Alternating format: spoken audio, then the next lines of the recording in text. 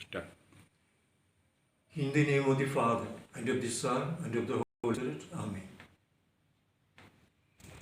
My dear brothers and sisters, wish you all a very, very happy feast of Our Lady of Mount Carmel.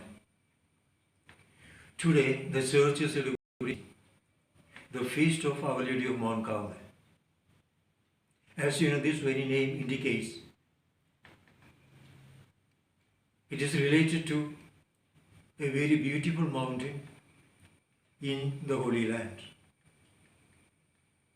It is known as Mount Carmel, and it is very much mentioned in the Old Testament itself. We know Prophet Elijah lived on this mountain. You remember, he was challenging the prophets, the priests of Baal. He prepared a sacrifice and prayed to God, and as soon as he prayed, fire came down and consumed the offering that he had prepared on the altar. And thus he vindicated the honor of the only true God. And as we read in the Bible, all the 450 prophets of Baal were put to death by this prophet in his great rage. And then the next step he did was to pray for the rain. They had a long period of very dry drought. There was no rain at all. And with full confidence that his prayer will be heard by God, he prayed for rain. He sat on this very same Mount Carmel and bowing down with his head between the knees, he started praying. And then he asked his disciples to go and see if there is any change in the climate, in the atmosphere. And they said no. Again he prayed. Second time he sent them. Still the reply was no sign.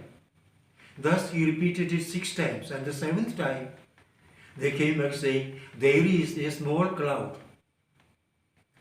just small as the palm, the hand of a human person.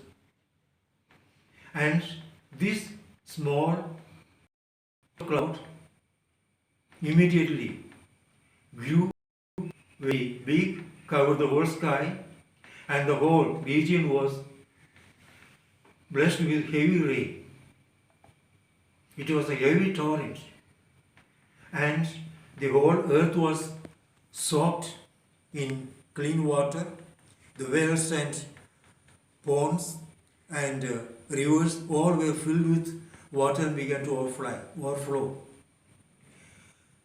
And thus he worked miracles for glorifying the name of the Lord. And all this was done on Mount Carmel.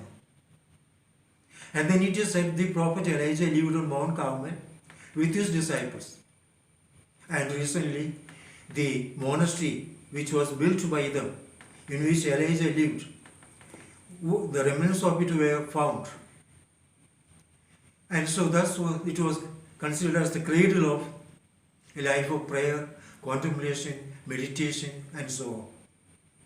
And that is the origin of Mount Carmel, and the prayer of the Carmelite order. And then later, the Crusaders, when they met with failure in the battle, they returned and they came to this Mount Carmel and they settled down there.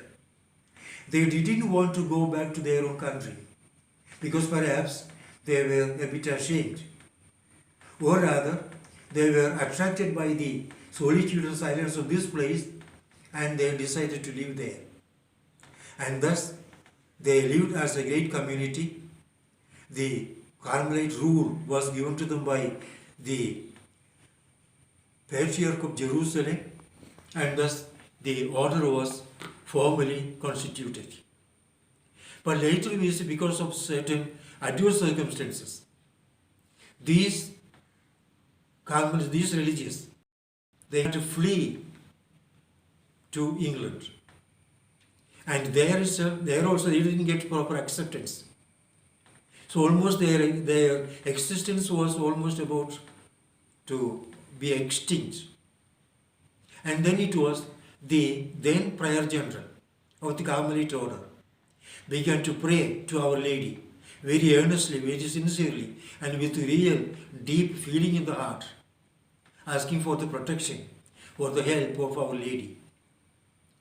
And then it was on the 16th of July, that is this day, Our Lady appeared to Saint Simon Stock in the year 1251 and gave him the scapular. The scapular then known as scapular was this part of the Carmelite dress. In pictures we see Our Lady extending this long piece of cloth to Saint Simon Stock, and that is the picture of Our Lady giving this scapular to Saint Simon Stock. And this great promise was made by Our Lady. She said, "This I give it to you as a special privilege for you, not only for you, for all the members of the Carmelite order." And then she said another one great promise. Anyone who dies wearing this dress, this scapular, will not suffer eternal punishment, eternal death. So this, with much devotion, they began to wear this, and they began to spread devotion to this Our Lady and to the scapular.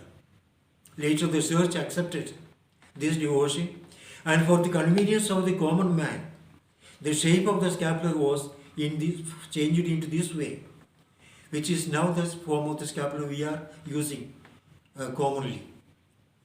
So these small two pieces of wool tied together with two strings is the form of the scapular we are using now. And there are so many privileges attached to it.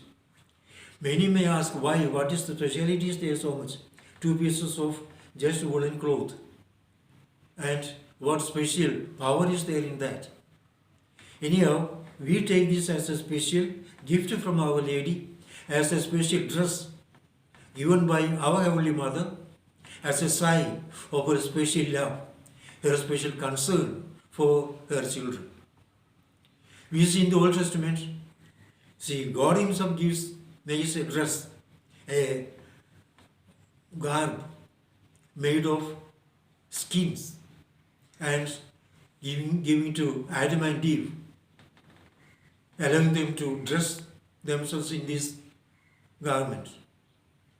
The Jacob of the Old Testament gives a very special dress to his specially beloved son Joseph.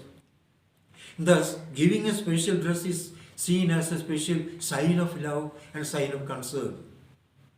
And here Our Lady gives us this dress as a sign of her special concern, or her special love for us.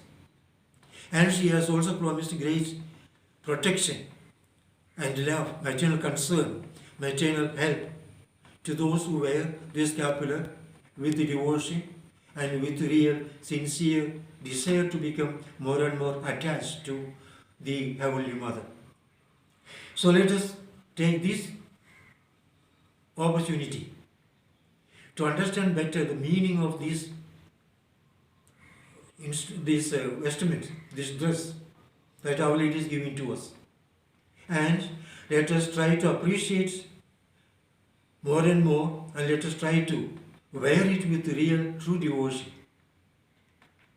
You see, it is said wearing this scapular is a sign of special protection of Our Lady. Great saints in the past have said it is something like Our Lady protecting us with her one hand on our chest and the other on our back, and thus holding us with her both hands, protecting us. And when we wear this scapular, we are actually offering ourselves voluntarily to receive this protection, to receive this maternal love from Our Lady. So it is actually a consecration to Our Lady of Mount Carmel, a consecration to the Immaculate Heart of Mary that is symbolized in the wearing of this scapular. There we are accepting Our Lady as our protectress and our mother, and we are allowing ourselves to be governed, to be guided, to be led by this Heavenly Mother. So let us, in a very special way, have a real devotion to this scapular and make a decision to wear it more with much more devotion and appreciation. Remember, this scapular is given that we may wear it. The rosary is given to us that we may recite it, pray with it. So rosary is to be prayed over, and the scapular is to be worn. Sometimes what happens is we take this scapular altogether, and we take the rosary not for reciting but for wearing it on the. That is not the actual aim, the goal of these two gifts from Our Lady. Rosary we are to pray, meditating on the mysteries of the life of Jesus. And this scapular is to be worn as our dedication to Our Lady, our accepting His motherhood over us. And that is going to create help for our real protection in this earthly life. There is a small story about the emperor of Rome, Caesar. Caesar had a idea that was very much fond. He was very much fond of it, and because it was belonging to Caesar, it was allowed to be in the palace as well as in the courtyard. Every year it go freely. And to keep it safe, he had a golden plate on which it was written, Ego sum Caesaris, noli me tangere, which means, I belong to Caesar. Ego sum Caesaris, I belong to Caesar. Noli me tangere, you don't touch me. That was the plate that was hung on the head of the deer so that it may not be attacked by anyone, may not be hurt by anyone. Similarly, this scapular, we may say, is a special sign of protection of Our Lady. Seeing this, actually, Our Lady is speaking to the enemies of our soul, the devils. Ego sum Mariae, I belong to Mary. Noli me tangere, do not touch me. So wearing this scapular, we can be sure there is a special protection and the evil spirits will not approach us. And every evil will be driven away from us by Our Lady. And we will be always kept safe and secure in her protection, in her motherly love. So let us give ourselves joyfully with devotion into the hands of Our Lady. She will protect us, she will guide us. Once more wishing you a very happy feast in the name of the Father, and of the Son, and of the Holy Spirit. Amen.